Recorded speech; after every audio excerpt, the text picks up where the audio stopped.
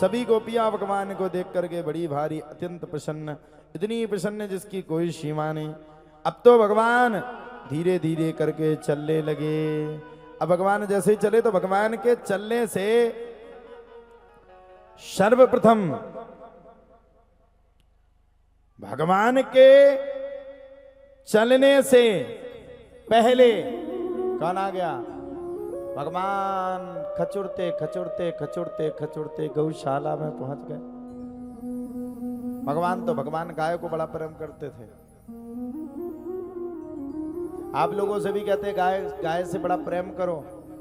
आज गायों की कितनी बड़ी दुर्दशा है। भैंसिया सब जने घर में धर रहे और गैया का सब भगा रहे, काल को घर में बुला रहे और माता को बाहर निकाल रहे। इसी का नाम तो है कलयुग। रास्ते में हम लोग चले जाते हैं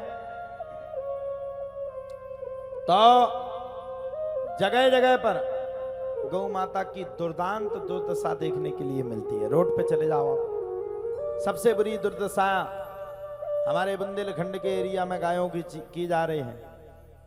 गायों की बहुत बुरी स्थिति परिस्थिति है और गाय माता को लेकर के सब बड़े भारी परेशान है। अब भैंसिया तो सब पाल रहे, गैया का सब भगा रहे। अब किया क्या जाए? भगवान गौ को बड़ा चाहते थे। भगवान कृष्ण का सबसे ज्यादा प्रगाढ़ अगर प्रेम किसी से था तो गौ माता से। गौ मूत्रेण, भगवान गौ का मूत्र भी पीते थे और गौ के थन में लग करके गाय का दूध भी पीते थे। भगवान ठुमक ठुमक पहुंच गए। गाय के थन में लग करके भगवान ने गाय का बड़ा सुंदर दूध को पिया। जब भगवान ने गाय के दूध को पिया तब तो कहा जाता धीरे धीरे करके भगवान और खड़े हो गए। अब तो भगवान ठुमुक ठुमुक की जगह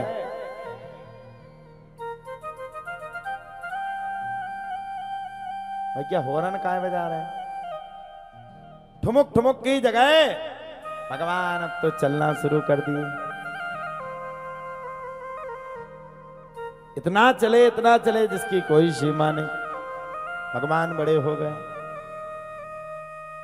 भगवान के पदों को बड़ा देख करके शबरी गोपियां बड़ी भारी प्रसन्न हो गए। अब तो भगवान ठुमुक ठुमुक चलवे, जहां से चलवे वहां से गोपियां देख ले भगवान जा रहे, भगवान को तुरंत पकड़ ले। एक कनुआ ठहर जा रे बदबनुआ, कहां को जाता है? भगवान देखे तुम्हें क्या मतलब, क्या लेना देना मेरे से? मैं कहीं भी जाऊं तुम्हारा थोड़ी खाता, अपना खाता। सबरी गोपियां ने देख तो कितना चटर चटर बोलता है रे, ठहर जाए धरा, मक्खन खाना तेरे को?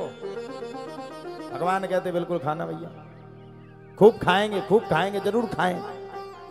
भगवान तो पैदल पैदल चल रहे, सभी गोपियां सतावे, अरे कनुआ रे बदबनुआ कहां को जाता है? भगवान गोपियों को देख करके बड़े भारी प्रसन्न होते। इतने प्रसन्न जिसकी कोई सीमा नहीं।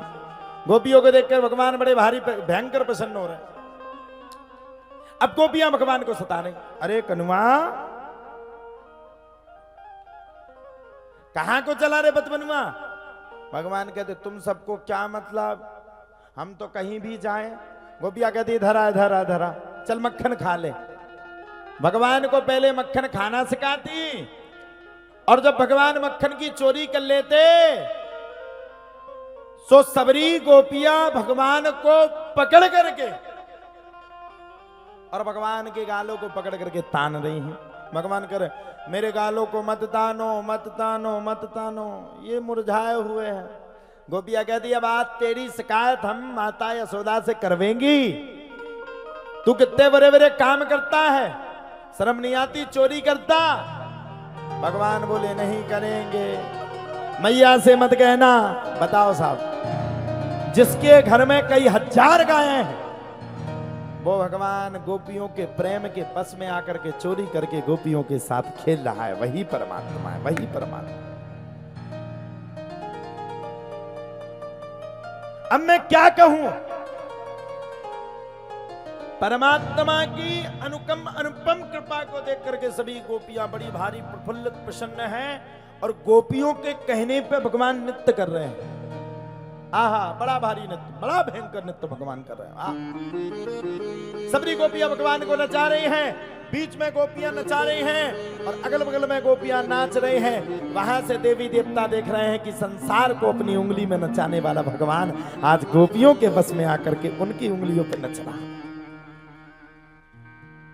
कहानी का एक गीत चला, भगत के बस में है भगवान, भक्त बिना ये कुछ भी नहीं है, भक्त ही है इसकी शान, भगत के बस में है भगवान, है भगवान की दीनहीन दशा। अब भगवान समझ के गोपियां तो बड़ी खतरनाक है, नचा नचा के तो प्राण ले ले। महाराज जी, भगवान समझ गए गोपियां बड़ी खतरनाक, जो नचा नचा के प्राण ले ले। अब क्या करो जाए? भगवान ने आराम से मौका देखा, सब गोपियों से कहा, बोले देखो सामने सांप। सबरी देखने लगी, भगवान ने दौड़ लगाई और दौड़ लगा करके सीधे खिड़की के ऊपर खड़े होकर के बोले ले ले ले ठेंगा, अब पकड़ ले मोकू। तू और सब गोपियों को चढ़ा रहा है, क्यों क्यों क्यों? तू ज्यादा डांस करवा रही थी, रुक जा, कल तेरे घर में जितना मक्खन होगा पूरा सपाट सब खा जाऊंगा। दूसरे से बोले हाँ तू क्या कर रही थी? ठुमका लगा, मैं कल बताऊंगा तुझे। ठुमका तो ठीक है, 10 दिन तक तेरे घर का मक्खन सपाट कर दूंगा। तीसरी गोपी से बोले और तू मेरे गालों को तान नहीं थी, ध्यान रखना तेरे पति से इतनी मार पिटाई करवाऊंगा तेरे की पूरी जिंदगी भर रोएगी। सब गोपियां बोली पकड़ूं? भगवान बोले ले पकड़।